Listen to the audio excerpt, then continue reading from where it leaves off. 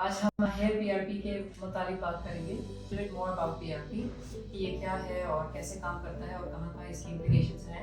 Welcome to my YouTube channel.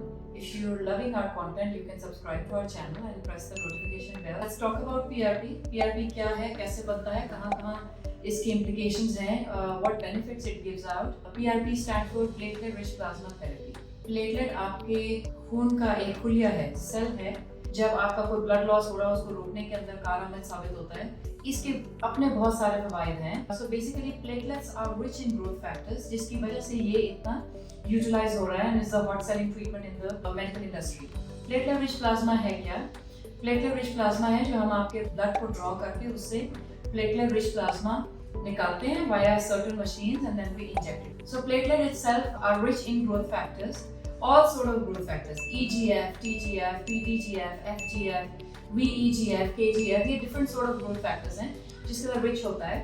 So basically what platelet does is when we inject it, it stimulates cell proliferation, leading to matrix remodeling and stimulate angiogenesis. Angiogenesis is जो आपके नए vascular proliferation हो रही होती है जिससे आपका blood supply यानी खून का दौरानिया बढ़ता है and things start working better. Platelet rich plasma therapy की और स्किन को या हेयर को छोड़ के और बहुत सारी जगहों के ऊपर यूटिलाइजेशंस हैं. जैसे कि आजकल आर्थराइटिस में यूटिलाइज हो रहा है, जैसे कि आई सर्जरीज में यूज हो रहा है, जैसे कि डेंटिस्ट्री के अंदर बड़ा फॉन्डली यूज हो रहा है. स्किन एंड हेयर के अंदर स्पेसिफिकली स्किन की रिजुवेनेशन के अंदर मेलास्मा को यानी पिगमेंटेशन को खत्म करने के लिए और एक्ने को खत्म करने के लिए यूटिलाइज हो रहा है. एंड हेयर फॉल इश्यूज के लिए तो बहुत ही ग्रॉसली और प्रोफाउंडली यूज हो रहा है विद एक्सीलेंट रिजल्ट्स. ठीक है, बड़ा अच्छा huge sort of data is available, research data is available जो स्ट्रेंथन करता है इसके यूटिलाइजेशन को और इसकी फर्दर इंडिकेशंस को जहाँ जहाँ फर्दर यूटिलाइज कर सकेंगे. स्पेसिफिकली हेयर को लेके प्लेटलेट रिच प्लाज्मा बनता कैसे है और हम इसको कैसे यूटिलाइज करते हैं. Starting off so initially we draw your blood with a wide bore syringe. वो इसलिए ताकि आपका प्लेटलेट ड्रॉइंग के दौरान ब्रेक ना हो जाए और उसके बाद हम इसको एक ट्यूब के अंदर शिफ्ट कर देते हैं. उस ट्यूब के अंदर already pre existing certain chemicals होते हैं जो आपके ब्लड के अंदर से प्लाज्मा अलग कर देते हैं और सेल्स की लेयर को नीचे रहने देते हैं. We centrifuge it into the machine और उसके अंदर 3 लेयर्स जनरेट होती हैं. ऊपर is the plasma that may contain very less number of platelets. Then there is a buffy coat that is the richest part of platelet rich plasma and then there is the cell part that is just at the bottom. हमने patient को prepare किया already by anesthetizing the area. That can be done either with a local anesthetic solution. Maybe अगर हम face पे कर रहे हैं तो हम कोई क्रीम अप्लाई कर सकते हैं, अगर हम स्कैल्प पे कर रहे हैं तो कोई लोशन अप्लाई कर सकते हैं, और अगर हमने इंजेक्ट करना है, रिंग ब्लॉक लगाना है स्कैल्प के ऊपर तो फिर हम इंजेक्ट कर सकते हैं जैसे कि हेयर ट्रांसप्लांट के अंदर होता है. So after applying the cream or the lotion depending on where we're doing, currently we're speaking about the hair पे लोशन हमने लगाया या एनेस्थेटिक इंजेक्शन किया. उसके बाद आपका सर नम होने के अंदर 15 to 20 मिनट्स लेता है. जब स्कैल्प नम हो गया then we start injecting. Basically hair root के ऊपर पीआरपी काम कर रहा होता है, सेल प्रोलिफरेशन कर रहा होता है या एंजियोजेनेसिस कर रहा होता है या जो मैट्रिक्स रिमॉडलिंग हो रही होती है वो एक खास लेयर के अंदर हो रही होती है. So your injection must be at the right plane. If you go underneath the view are too superficial तो फिर आपके रिजल्ट्स वेरी कर सकते हैं या कॉम्प्रोमाइज हो सकते हैं. सैंपल लेने से लेके उसको सेंट्रीफ्यूज करने पे और फिर उसके इंजेक्ट करने तक इसके रिजल्ट्स के ऊपर काफी डिफरेंस आता है. तो missing any of the step और या कोई नेग्लिजेंस हो रही है किसी भी स्टेप के ऊपर तो आपके रिजल्ट्स पे कॉम्प्रोमाइज कर सकते हैं. Now when you talk about different sort of PRPs available in the market, so ideally basically there are different sort of centrifuge machines and there are different sort of kits and stuff. So anything that adds to the number of platelet aggregation in the plasma, यानी जितना plasma के अंदर platelet का number ज्यादा होगा, count ज्यादा होगा, उतने ही रिजल्ट्स बेहतर आएंगे.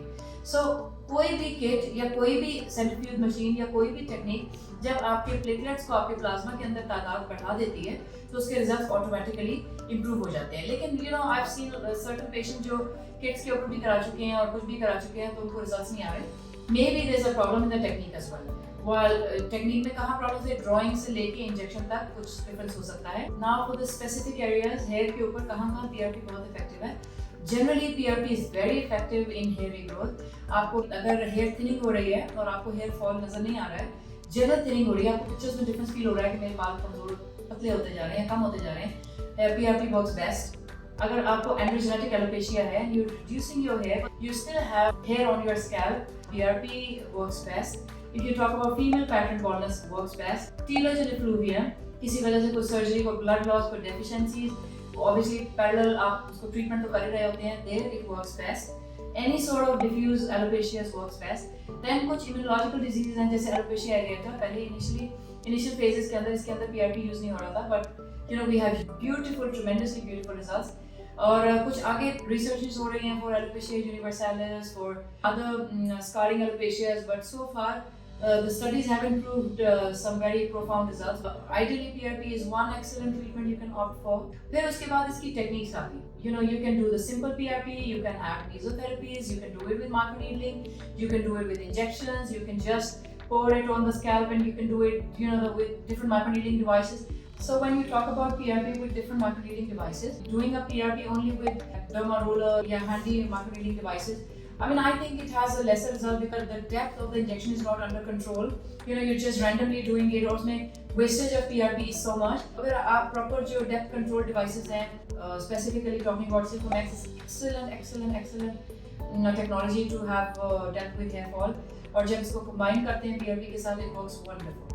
I would love to talk about Mesogun. You know, treatment sometimes gets easier for a patient and the doctor to do it. In my experience, the results उतने profound नहीं होते जितने आप generally injections के साथ कर रहे होते हैं. Because जो Mesoguns हैं, एक तो Mesogun वो है जो आप सर के ऊपर injection pour कर रहे हैं parallel, और Mesogun उसको inject करने में help करिए. It works the same जैसे आप derma roller, derma stamp या derma pens वगैरह यूज कर रहे होते हैं. उसके अंदर PRP का required amount भी inject properly नहीं हो रहा होता और वेस्टेज भी बहुत ज़्यादा हो रही होती है. लेकिन अगर ऐसे ही आपके पास Mesoguns हैं जो इंजेक्शन को deep down the skin inject करके छोड़ के आते हैं, you don't have to pour into this and you have the injections attached to it, they might work better. But somehow I prefer using the injection technique. I might combine my injection techniques with Silfomax because Silfomax is not only the technique that helps you absorb more PRP in the right plane, but it helps hair regrowth and controls hair fall on its own too.